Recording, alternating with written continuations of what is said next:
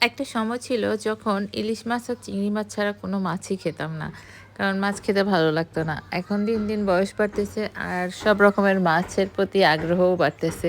ভালোও লাগে খেতে, মুখের রুচি চেঞ্জ হয় একটা বয়সের পরে সেটাও হতে পারে। আবার এমনও হতে পারে যে এখন একটু মাংসটা কম খাওয়া দরকার। এজন্যই বোধহয় শরীর নিজে থেকেই মাছের পুষ্টি দরকার শরীরে সেটা নিজে থেকেই চেয়ে নিচ্ছে। জানি না, অনেক কারণেই থাকতে পারে। কেন যেন আমার মনে হয় ছোটবেলায় দেখতাম আম্মুরা অনেক মাছ খেত, মাছ পছন্দ করত। সেই জিনিসটা এখন আমাদের মধ্যে চলে আসছে। আমার খুব মাছ ভালো লাগে। ছোট মাছ থেকে শুরু করে সব রকমের মাছই কেন যেন খুব ভালো লাগে খেতে। তরকারিও ভালো লাগে। অথচ একটা সময় কেমন যেন ছিলাম আমরা। সবকিছু ভালো লাগতো না। যাই হোক, আজকে আমি রুই মাছ রান্না করব ছোট, ছোট করে কেটে সবজি দিয়ে। সবজি খাওয়ার সিজন তো চলেই যাচ্ছে। এখনো যেহেতু একটু আছে তাই খেয়ে নিচ্ছি। বাজারে এখনো খাওয়া যাচ্ছে, ভালোই লাগতেছে। আর কয়দিন পরে বেশি গরম পড়লে আর ভালো লাগবে না খেতে।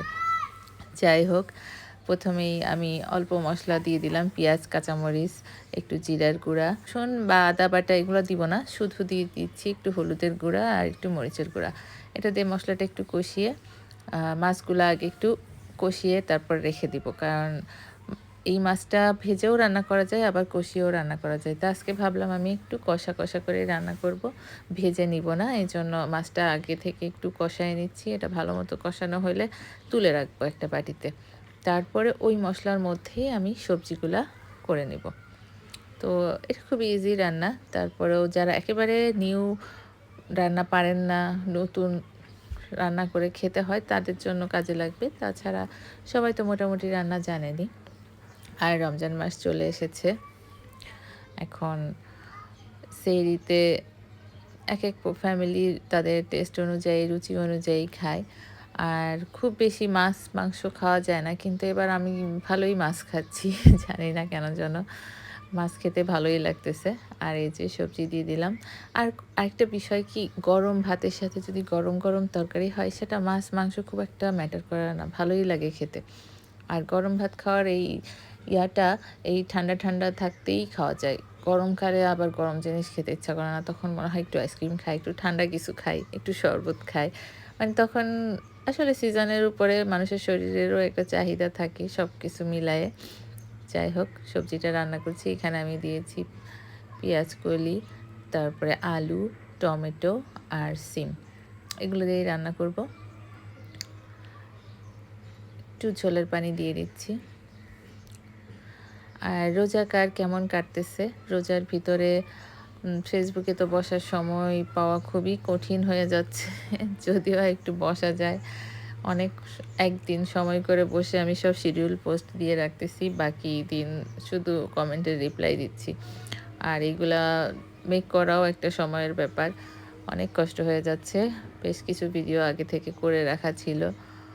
সেগুলা ভয়েস ওভার দিয়ে দিচ্ছি। আর কিছু এখন করে দিতে হচ্ছে। কারণ এত ভিডিও তো রাখাও যায় না।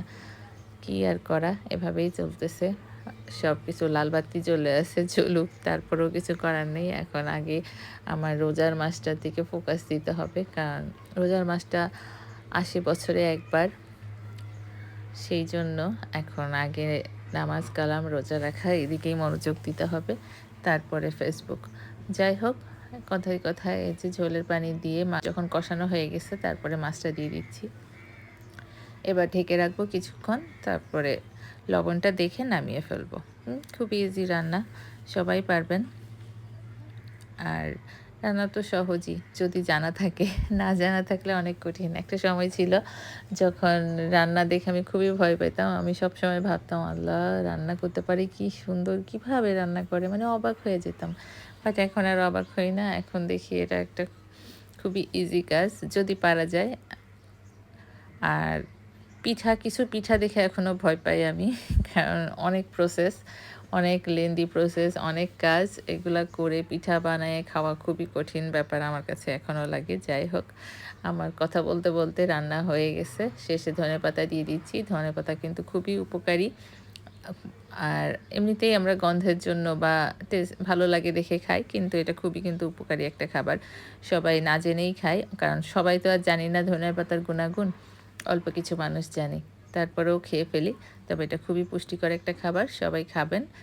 সুস্থ থাকবেন, ভালো থাকবেন, নামাজ রোজা করবেন, সবাই সবার জন্য দোয়া করবেন। আল্লাহ হাফেজ।